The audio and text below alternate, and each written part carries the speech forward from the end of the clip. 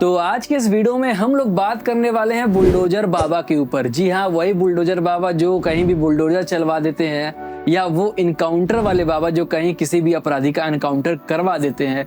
तो जी हाँ दोस्तों, आप सही समझ रहे हैं। आज हम लोग बात करने वाले हैं योगी आदित्यनाथ के ऊपर। इनकी पूरी कहानी हम लोग बहुत स्टेप बाय स्टेप, बहुत डिटेल में समझने की कोशिश करेंगे।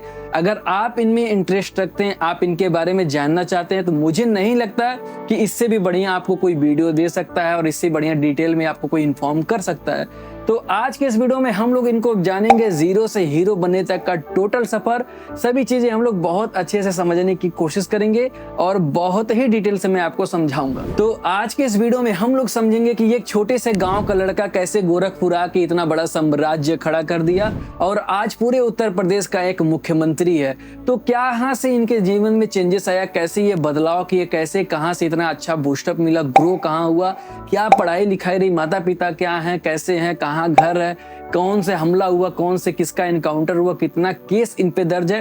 तो टोटल आज हम लोग डिस्कस करने वाले हैं। स्टार्ट करते हैं जन्म से लेकर। दोस्तों, इनका जन्म हुआ था 5 जून 1972 को, जो कि उत्तराखंड पौड़ी गढ़वाल एक गांव है, वहां पे हुआ था। तो इनके पिताजी का नाम है आनंद विष्ट सिंह और माता जी का नाम है सावित्री जी, और इनका बचपन का नाम था अजय सिंह विष्ट। पहले ये योगी आदित्यनाथ नहीं थे, पहले ये अजय सिंह विष्ट थे। पढ़ाई लिखाई तक ये अजय सिंह विष्ट थे, बाद में योगी आदित्यनाथ बने। कैसे बने वो मैं आपको बताऊंगा। तो योगी जी का बेसिक पढ़ाई लिखाई सब उनके गांव उत्तराखंड में ही हुआ, लेकिन ये आगे की पढ़ाई करने के लिए श्रीनगर चले गए। श्रीनगर में बहुत अच्छे से पढ़ाई की, वहाँ पे ग्रेजुएट हुए। लेकिन उनके साथ कुछ ऐसा हो गया कि उनको दोबारा वही चीज रिपीट पढ़ना पड़ा। एक्चुअली क्या हुआ, जहाँ वो रहते थे उस कमरे में एक बार चोरी हो गया। एक्चुअली चोरी में क्या हुआ, उनका जो बैग था, बैग में उनका मार्कशीट रखा था, वो पूरा गायब हो गया। अब इनको आगे एडमिशन लेना था, तो आए एडमिशन लेने के लिए, पता चला कि आपके पास तो मार्कशीट है नहीं, आपका एडमिशन हो नहीं पाएगा।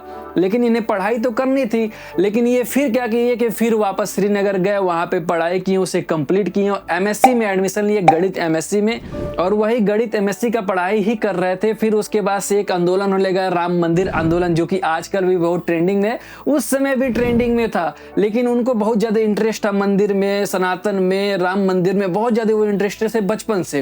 तो वो क्या हुआ कि एक समय ऐसा आया कि जो एमएससी गणित से वो पढ़ाई कर रहे थे, तो एक शोध करने के लिए, ना होता है ना कि जो कोई हायर क्लास में रहता है तो किसी दूसरे जगह जाते हैं कि यहाँ पे जाओ रिसर्च करके आओ, या फिर एक तरह से समझे इंटर्नशिप तरीके से। मान लीजिए मैं यहाँ पढ़ रहा हूँ तो कुछ सीखने के लिए कहीं भेजा जाता है कि जाओ यहाँ पे देखो क्या है, कैसे है। तो ऐसे ही उनको क्या हुआ कि उनको एक बार गोरखपुर आना हुआ। फिर वो गोरखपुर में जब एंट्री किए, तो जब वो गोरखपुर में एंट्री किए, गोरखपुर पूरा घूमे में, बाद में जब गोरखनाथ मठ, गोरखनाथ मंदिर जो आज है, गोरखनाथ पहुंचे, तो वहां पे वो मिले अवैधनाथ से। जो उसमें मठ के मेन थे वो अवैधनाथ ही थे, और वो भाजपा से उस समय एक चुनाव भी यहाँ पे जीत गए थे, और करंटली वो पॉलिटिक्स में भी थे अवैधनाथ, योगी आदित्यनाथ नहीं। फिर क्या हुआ, जब वो योगी आदित्यनाथ गोरखपुर आए, उनसे मिले, उनको यहाँ का चकाचौंध देख रेख बहुत ही पसंद आया। और उनको सबसे बड़ी बात कि सन्यासी जो जीवन है वो उनको बहुत पसंद आ गया। तो वो फाइनल डिसाइड ये कर लिए कि भैया अब हम तो गोरखपुर ही रहेंगे और हम सन्यासी बन के रहेंगे। तो सोचिए, जो एक लड़का बिना घर पे बताए भी नहीं कहाँ हम जा रहे हैं, क्या करने, वो बस बता रहे कि हम पढ़ाई के मामले से गोरखपुर जा रहे थे। और वो क्या किए, गोरखपुर आए और इस मठ में आके यहाँ पे कन्विंस हो गए, उनको पसंद आ गया। जो भी चीजें यहाँ के कल्चर या फिर जो भी सन्यासी का रूप होता है उनको पसंद आ गया।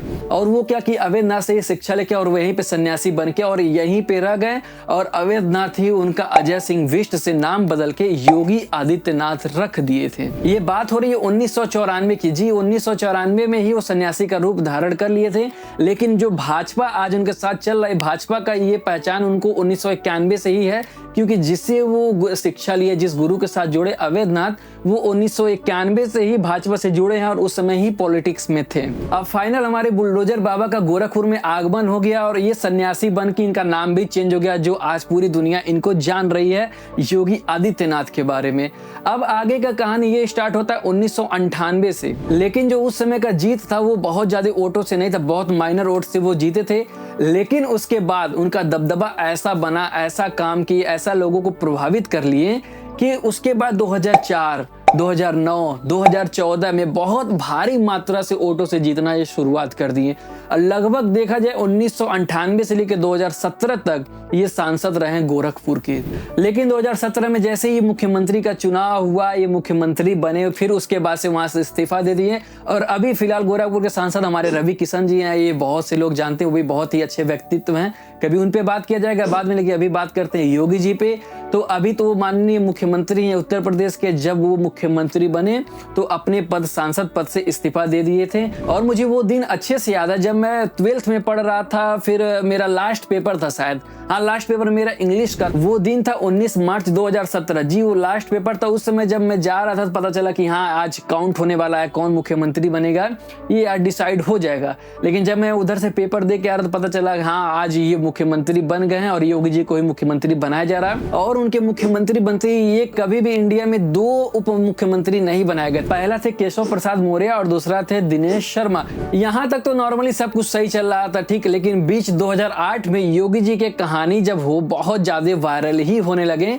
एक्चुअली क्या हुआ कि 2008 में इनको पर एक हमला हो गया था। आजमगढ़ दौरे पे गए थे, आजमगढ़ में ही इन पे कुछ हमलावरों ने हमला कर दिया था। एक्चुअली क्या हुआ था उस समय 100-150 गाड़ियों को लोग रोक लिए थे ऐसे, और जितने भी पब्लिक थी उसमें लोगों को मारना शुरू कर दिए थे। कई लोगों को लहूलुहान कर दिए, कई लोगों को चोट लगा, बहुत लोग कई लोग गंभीर इंजर्ड हो गए। इसमें क्या हुआ, योगी जी की किस्मत अच्छी थी कि वो किसी तरह से वहां से निकल गए और फाइनली वहां का दंगा उंगा थोड़ा बहुत शांत हो गया। फिर वहां से बहुत ज्यादा फेमस होना शुरू हो गए। लेकिन एक बार इनको जेल जाना हुआ। जेल इसलिए गए, मुहर्रम का समय था, इस्लाम धर्म का एक त्योहार होता है मुहर्रम का समय था। उस समय कुछ फायरिंग के दौरान एक हिंदू लड़के का जान चला गया था।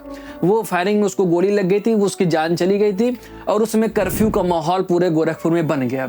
लेकिन ये जिद पे अड़ गए कि मुझे जाना है उस लड़के को देखने। लेकिन अधिकारियों ने समझाया कि अभी कर्फ्यू का माहौल है, अभी आप ना जाइए, बाद में आप जाके देख लीजिएगा, वो बहुत ही गंभीर इंजर्ड है। लेकिन वो लड़का मर चुका था। लेकिन ये जिद पे अड़े रह गए, देखें लड़का मरा हुआ है। फिर ये क्या किए, घोषणा किए कि ऐसा कि हम कल शहर के मध्य में, शहर के बीचों बीच कहीं एक उस लड़के के लिए श्रद्धांजलि आयोजन हम करेंगे, उसमें बहुत से लोग आकर उसको श्रद्धांजलि करेंगे। तो एक्चुअली हुआ कि उस समय कर्फ्यू का माहौल था। अधिकारियों ने कहा कि नहीं आप ऐसा नहीं कर सकते, और योगी जी कह रहे नहीं आप कर्फ्यू हटाइए, हम करेंगे। ये भी अपने पड़े रहे, पुलिस वाले अधिकारी भी अपने पे अड़े लगे। तो ये कहाँ किसी और का सुनने वाले, अपने मन के मालिक जो मन में आया वो कर रहे हैं।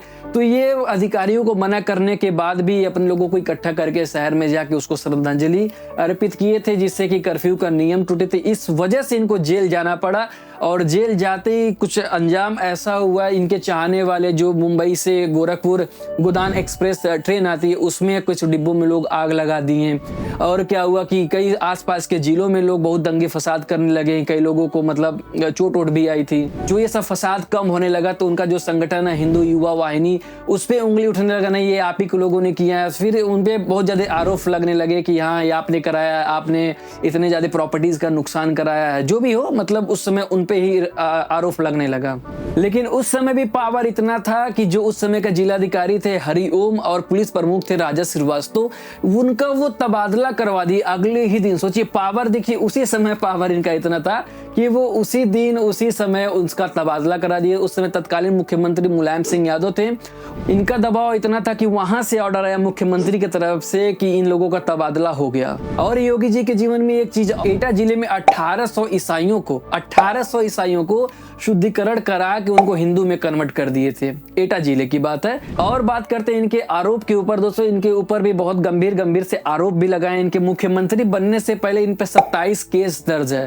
टाइम ऑफ इंडिया का रिपोर्ट का माने तो अटेम्प्ट टू मर्डर से लेके दंगा फसाद से लेके, तो इन पे ऐसा नहीं कि इन पे केस नहीं दर्ज है, लेकिन मुख्यमंत्री बनने से पहले जब ये सांसद काल में थे।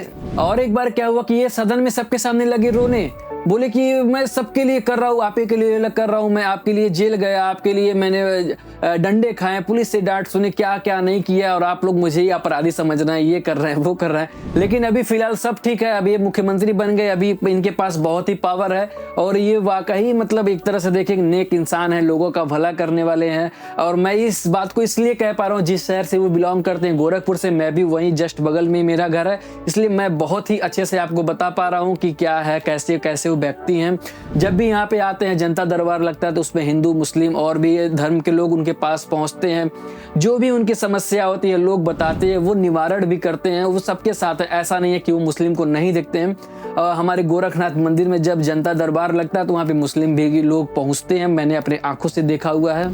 और फिलहाल बाबा के बुलडोजर की बात ही क्या करे, वो कितनों का बुलडोजर कहाँ पे क्या चलवा दे रहे हैं। कहीं पे कुछ हो जाए तो बाबा का बुलडोजर चलेगा, कहीं कोई अपराधी कुछ हो गया तो एनकाउंटर होगा। मतलब एक तरह से देखिए कि जो दंगा फसाद, जो गुंडागर्दी, वो कहीं ना कहीं तो मुझे लगता है थोड़ा सा तो कम है। अभी चीज़ें सब कुछ नॉर्मल चल रही है, सिस्टमेटिक चल रही है। फिर गोरखपुर का फिलहाल जो माहौल है, जो जगह है, जो परिवर्तन है, जो लोकेशन यहाँ का है, उसमें भी बहुत ज़्यादा चेंजेस है। अभी काफ़ी बदल चुका है हमारा शहर, और अच्छे अच्छे चीज़ें मतलब जो पहले था उसमें बहुत ज़्यादा डेवलपमेंट हो चुका है। तो ऐसा नहीं है कि इनके समय में कुछ नहीं हुआ गोरखपुर में या फिर हमारे उत्तर प्रदेश में काम भी हुआ।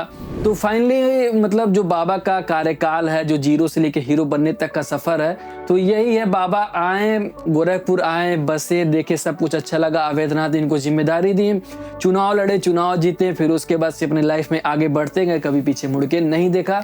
और अभी भी इनका पूरा परिवार उत्तराखंड में रहता है। और इनके पिताजी का 2019 में कोरोना काल में ही देहांत हो गया था, और ये यहीं गोरखपुर में ही फंसे थे और वो वहाँ पे जा नहीं पाए थे। तो फिलहाल अभी योगी जी का मुख्यमंत्री काल चल रहा है। अब आगे क्या होता है, कौन मुख्यमंत्री बनेगा चुनाव में, या मुख्यमंत्री से आगे योगी और कहीं किसी बड़े पोस्ट पे जाने वाले हैं कि नहीं जाने वाले हैं, इसे आप कमेंट में बताइएगा। तो इस वीडियो में इतना ही। उम्मीद करता हूं कि आप योगी आदित्यनाथ के बारे में इतनी जानकारी हासिल कर लिए होंगे कि आप कुछ भी थोड़ा बहुत उनके बारे में बता सकते हैं। तो इस वीडियो में इतना ही। और कोई बात आपके मन में हो, कुछ और जानना चाहते हैं, किसी और टॉपिक पे बात करना चाहते हैं, तो प्लीज कमेंट बॉक्स के जरिए बताना ना भूलिएगा। मैं उस पर एक प्रॉपर वीडियो बनाऊंगा। तब तक के लिए थैंक यू सो मच। मिलते हैं अगले वीडियो में।